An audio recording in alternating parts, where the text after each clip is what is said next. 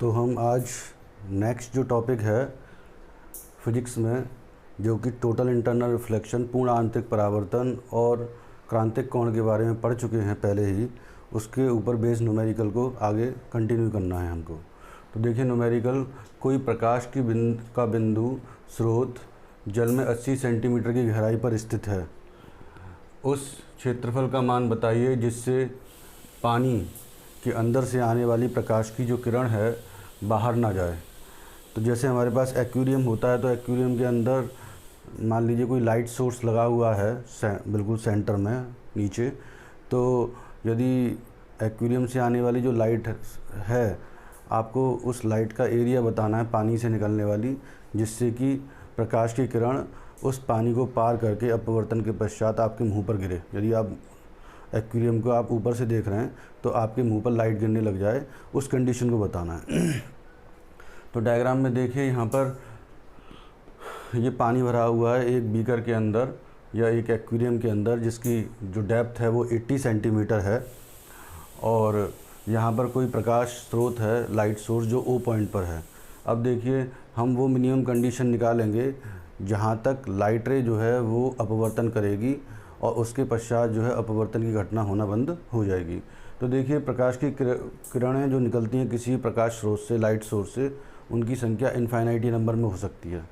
और उनके द्वारा जो वाटर यानी कि ये और ऊपर हवा है, वाटर और एयर इंटरफेस पर बनने वाले जो एंगल ऑफ इंसिडेंस हैं वो हर बार क्या होंगे, चेंज होंगे।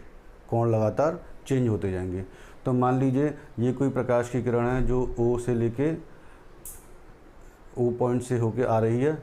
इसकी डायग्राम में दिखाया गया है इसका पाथ। और यहाँ पर ये एक एन डैश है जो दिखाया गया है। अविलंब ये वाला आपतन कोण हो गया। अब आपतन कोण का मान कम से कम कितना रखा जाए, आई इज इक्वल टू आई सी, क्रांतिक कोण के बराबर। तब प्रकाश की जो किरण है वो क्रांतिक कोण पर चली जाएगी। उसके लिए एंगल ऑफ रिफ्रैक्शन कितना हो जाएगा, 90 डिग्री हो जाएगा। यानी कि उसका जो पाथ है वो ये होगा, है ना, ये along the interface of the water and air. इसके अलावा यदि आप आई की वैल्यू आई सी से ज़्यादा करेंगे तो प्रकाश की किरण जो है वो उसी माध्यम में दोबारा वापस ऐसे नीचे की तरफ लौट के आ जाएगी। तो हमारे पास मिनिमम कंडीशन क्या है, क्रांतिक कोण की है कि क्रांतिक कोण पर यदि प्रकाश की किरण को आपतित कराया जाए तो जो अपवर्तित किरण है वो वाटर और एयर इंटरफेस से बाहर नहीं निकलेगी, मतलब ऊपर की तरफ नहीं आएगी। तो आपको इतनी कंडीशन पता पड़ गई कि इस पॉइंट के बाद वाली जो लाइट रेज हैं वो क्रांतिक कोण पर या फिर पानी के अंदर चली जाएंगी। उसके अंदर वाली जो लाइट रे हैं वो अपवर्तन की घटना करेंगी। तो हमें अब यदि ये कंडीशन पता पड़ जाए तो हमें रेस्ट ऑफ द कंडीशन में हम ए बराबर पाई आर स्क्वायर वाला फार्मूला अप्लाई करके हम एरिया कैलकुलेट कर सकते हैं, जो ये बताएगा कि इस एरिया से प्रकाश की जो किरणें हैं वो बाहर निकलेंगी वाटर और एयर इंटरफेस से और अपवर्तन की घटना होगी। तो मान लीजिए कि प्रकाश की किरण के लिए आपतन कोण का मान, न्यूनतम मान क्या है, आई इज इक्वल टू आई सी। ये कंडीशन आ गई हमारी। तो हमने क्रिटिकल एंगल के लिए पढ़ा है कि एन बराबर होता है 1/sin I C. I C is the angle of incidence whenever the value becomes critical angle equal to critical angle. तो उसके बाद sin I C is equal to 1/n लिखेंगे। पानी का जो रिफ्रैक्टिव इंडेक्स है अपवर्तनांक 1.33 दे रखा है। अब जरा यहाँ पर ट्रिग्नोमेट्री लगाते हैं। तो साइन सी को लिखते हैं परपेंडिकुलर अपॉन हाइपोटीनियस। ठीक है बच्चों, परपेंडिकुलर अपॉन हाइपोटीनियस कहते हैं। अब यदि एक राइट एंगल ट्राइंगल बनाया जाए इस तरह से ए बी और सी, तो परपेंडिकुलर तो 1 हो गया, हाइपोटीनियस 1.33 हो गया। यदि एक्स और कैलकुलेट कर लें तो हमारी बात बन जाएगी। जब एक्स कैलकुलेट हो जाएगा तो फ़ायदा क्या होगा कि हम ज्योमेट्री लगाएंगे ट्राइंगल ओ ई और डी में, है ना। ये भी एक राइट एंगल ट्राइंगल है जिसमें कि ओ ई हमें पता है 80 सेंटीमीटर की गहराई दे रखी है।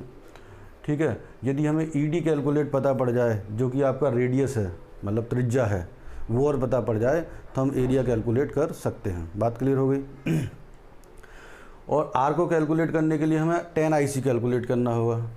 तो tan आई सी कैसे निकालेंगे, पहले हम sin आई सी से हम पहले x कैलकुलेट कर लें। तो हाइपोटीनियस का स्क्वायर यानी कि कर्ण का वर्ग बराबर लंब का वर्ग प्लस आधार का वर्ग, हाइपोटेन्यूज का square is equal to perpendicular का स्क्वायर प्लस बेस का स्क्वायर, ये करेंगे। फिर यहाँ से जो कैलकुलेट होके आएगा तो x बराबर लिख दिया आपने 0.33 इंटू 2.33। यहाँ पर ए स्क्वायर माइनस बी स्क्वायर के फॉर्मूले से हमने कैलकुलेशन को आसान कर लिया है, जिसमें कि a माइनस बी और a प्लस बी लगाकर हमने आसानी से x की वैल्यू को कैलकुलेट कर लिया है ना। उसका इंटू करने के बाद जो भी वैल्यू है आप पुट कर सकते हैं। उसके बाद जो कि हमें आवश्यकता है tan IC वो कैलकुलेट करेंगे। तो tan IC बराबर होता है परपेंडिकुलर अपॉन बेस। परपेंडिकुलर है हमारे पास AB है ना, और बेस क्या है हमारे पास BC, जो कि इस वाले ट्रायंगल में भी उसी तरह से देखो ये IC है तो परपेंडिकुलर उसका ED हो जाएगा और बेस क्या हो जाएगा EO हो जाएगा। वो एनालॉगस हैं, ये दोनों ट्रायंगल एक दूसरे के समरूप हैं, सिमिलर हैं। तो 1/x, x की वैल्यू आपने पहले कैलकुलेट कर ली थी। अब देखिए इस ट्रायंगल में OED में तो tan IC बराबर हो जाएगा परपेंडिकुलर यानी कि ED और बेस क्या हो गया OE। सॉल्व होके ED की वैल्यू R आ जाएगी, ये 80 इंटू 10 की पावर माइनस 2 आया। तो आंसर सॉल्व होने के बाद में R की वैल्यू ये आएगी कैलकुलेट होके। R जब ये कैलकुलेट हो जाएगा तो हमें रेडियस पता पड़ गया, अब उसका एरिया निकालना है इस हिस्से का। तो इस हिस्से का एरिया निकालने के लिए हम कौन सा फार्मूला लगाएंगे, पाई आर स्क्वायर। ये कैलकुलेट ही तो करना है, तो ये क्या हो जाएगा हमारे पास पाई आर स्क्वायर, हम कैलकुलेट कर लेंगे। ठीक है, तो R की जो वैल्यू यहाँ लगाएंगे तो 3.14 इंटू आर स्क्वायर, ये आंसर आ जाएगा आपका। इस ये क्वेश्चन जो है वो AMU मेडिकल में या नीट में भी क्वेश्चन ये पूछा जाता रहा है, पर इतनी बड़ी कैलकुलेशन तब करनी होगी जब हमें ये बोर्ड में पूछा जाए क्वेश्चन। ये लॉन्ग प्रोसेस है, पर यदि हमें शॉर्ट ट्रिक्स में या बहुत जल्दी आंसर कैलकुलेट करना है तो हमें रिलेशन याद करना होगा कि रेडियस यदि कैलकुलेट करनी है तो R बराबर होगा h/√n² - 1। h यहाँ पर पानी की गहराई है जो कि 80 इंटू 10 की पावर माइनस 2 है। n यहाँ पर 1.33 पानी का अपवर्तनांक है। सॉल्व कर लेंगे तो यहाँ से R कैलकुलेट हो जाएगा। R कैलकुलेट होने के बाद फिर दोबारा पाई आर स्क्वायर लगा देंगे, तो इतनी बड़ी जो कैलकुलेशन है बहुत छोटी हो जाएगी। बात क्लियर हो गई? इसको लिखिए। फिर उसके बाद नेक्स्ट न्यूमेरिकल,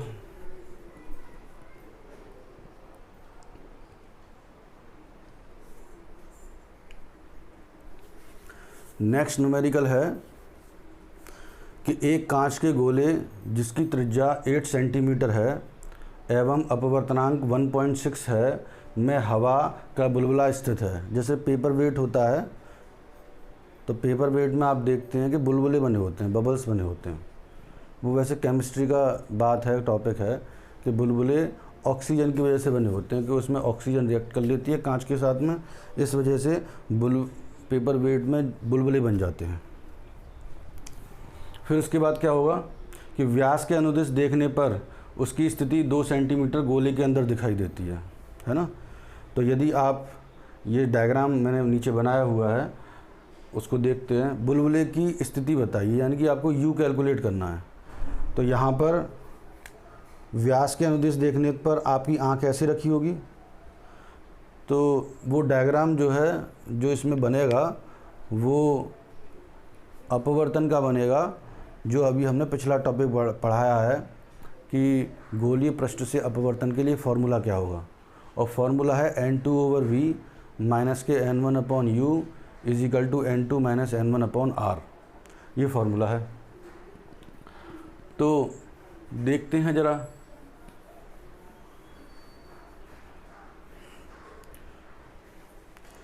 तो ये डायग्राम को मैं समझाने की कोशिश कर रहा हूँ कि ये एक स्फेरिकल चैम्बर है या ठोस गोला है कांच का बना हुआ, और इसका केंद्र C है, सेंटर C है।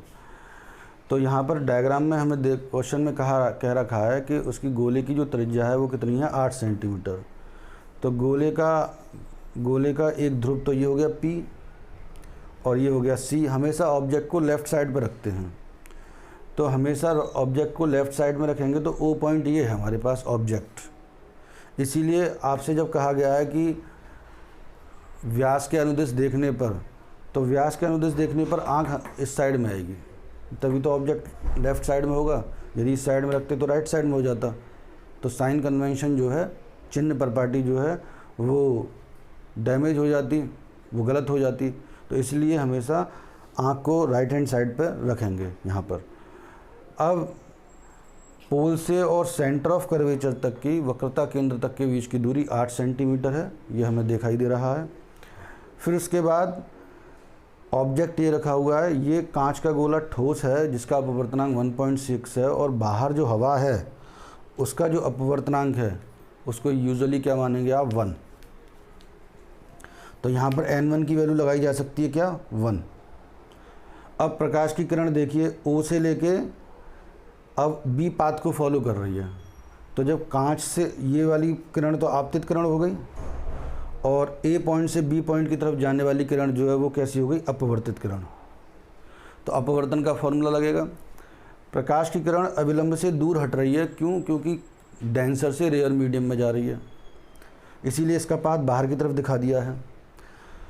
हमेशा अविलंब यानी कि नॉर्मल सेंटर ऑफ कर्वेचर से डाला जाता है, तो ये हो गया CAN, ये हो गया परपेंडिकुलर नॉर्मल।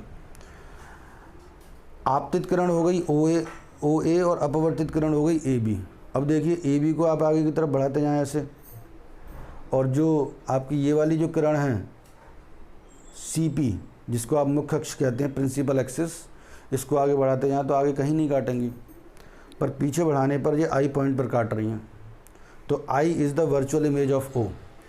तो आपको P से लेकर I तक के बीच का ही डिस्टेंस इस क्वेश्चन में पूछा गया है, सॉरी P से लेकर O तक के बीच का डिस्टेंस, वस्तु की स्थिति पूछी है। प्रतिबिंब जो बन रहा है उसकी स्थिति कितनी है, 2 सेंटीमीटर। यहाँ तक बात क्लियर हो गई।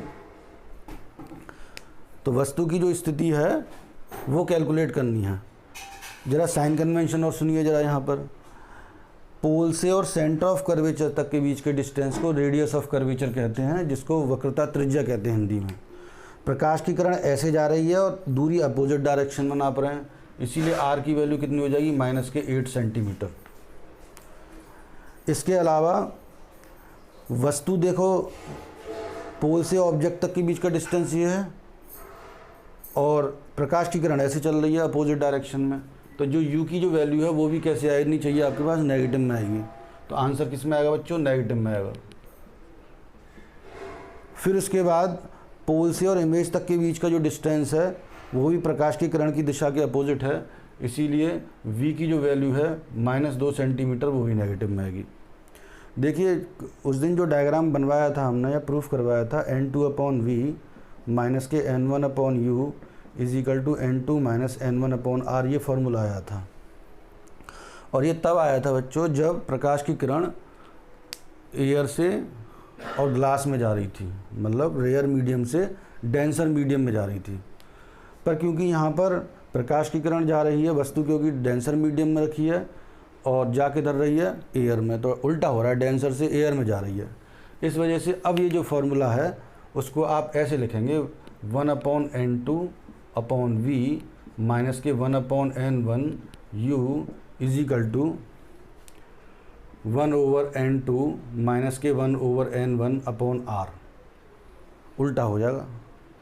अब देखिए 1/N2 का मतलब 1/1.6 V की वैल्यू -2 लगा दीजिए, माइनस के 1/N1 की जो वैल्यू है 1/U, कैलकुलेट ही करना है आपको। इसकी वैल्यू लगाएंगे आप 1/1.6 माइनस के 1/R की वैल्यू कितनी रखिए, -8 सेंटीमीटर। अब आपको कैलकुलेशन करना है, और कैलकुलेशन करने के बाद में U की जो वैल्यू है वो कितनी आएगी, -2.78 सेंटीमीटर, ये आंसर आएगा। तो प्रकाश का गोलीय पृष्ठ से अपवर्तन का जो क्वेश्चंस हैं उसके 1 या 2 सेगमेंट आप ऐसे कर लेंगे तो ये चीज़ें आसान हो जाएंगी। प्रकाश का गोलीय पृष्ठ से अपवर्तन वाला जो टॉपिक है उसमें रिफ्रैक्शन हो रहा है, और जब 2 गोलीय पृष्ठ को एक दूसरे के साथ मिला दिया जाता है तो वही लेंस का निर्माण करता है, जो आगे वाले टॉपिक्स में हमको पढ़ना है। इसको लिखिए और समझने की कोशिश करिए।